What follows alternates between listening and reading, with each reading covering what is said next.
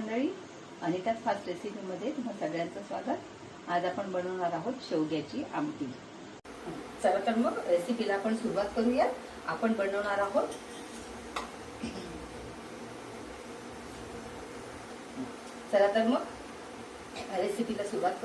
आपण बनवणार आहोत शेवग्याची वरण किंवा याला आमटी पण म्हणतात, शेवग्याची आमटी।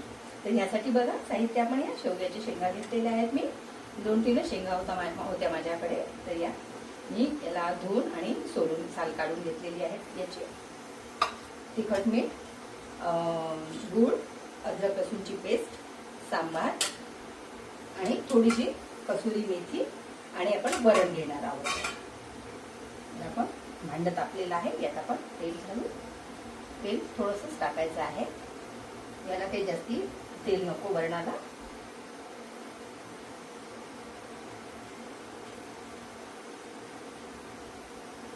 तेल तसं गरम झालेलंच आहे। मोहरी, जिरं, मोहरी आणि जिरं हे सगळंच आहे।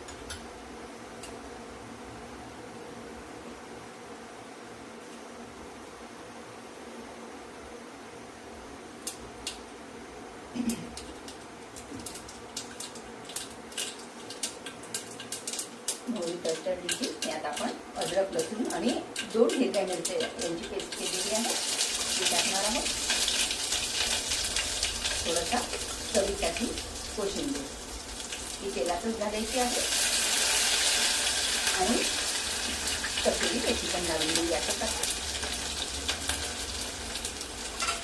मेथी दाण्याऐवजी कसुरी मेथी वापरलेली आहे। आता याची फोडणी तयार झालेली आहे। यात आपण तिखट मी थोडंच टाकते आहे, कारण 2-3 हिरव्या मिरच्या घातलेल्या आहेत वरणामध्ये। हळद पण वरणात तशी घातलेली आहे आणि चवीपुरतं मीठ, कमी जास्त तुम्ही मीठ घालू शकता।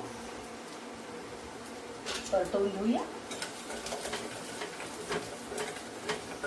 छान परतवून घेतल्यानंतर आपण या शेंगा घेतलेल्या आहेत स्वच्छ, शेंगा टाकून देणार आहोत आणि लगेच तिखट जळू नये यासाठी थोडंसं पाणी घालून द्यायचं लगेच।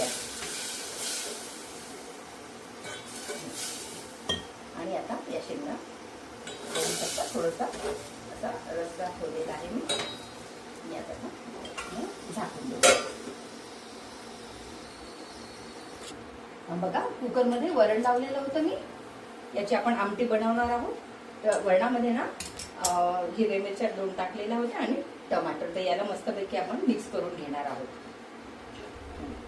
तर बघा आमटीसाठी वरण पातळ करून घेतलेलं आहे अशा प्रकारे।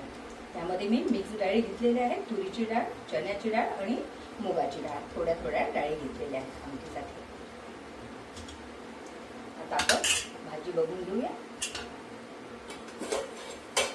शेंगा किती वाफवून झालेल्या आहेत, चांगल्या वाफवून घ्यायच्या आहेत, म्हणजे या रस्त्यात पण या शेंगा शिजतात आणि मग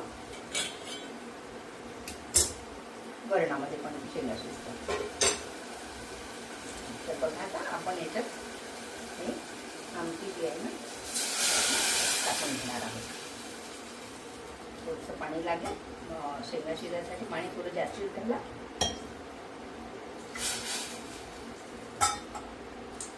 पण मीठ घातलेलं होतं, थोडासा मी गूळ घालून देते। अगदी गुळाचा तुकडा घेतलेला आहे।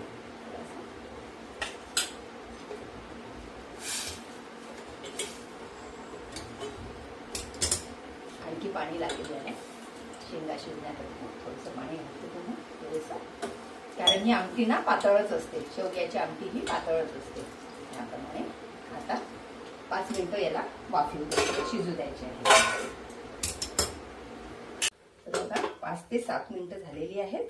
वरण आपली डाळ आधी शिजलेली होती, बघूया।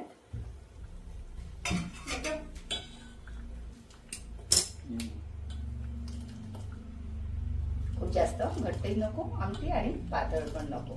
तर ही आमटी आता तयार झालेली आहे। शेंगा पण शिजलेल्या आहेत आणि खूपच छान चवीला एकदम मस्त लागते ही आमटी।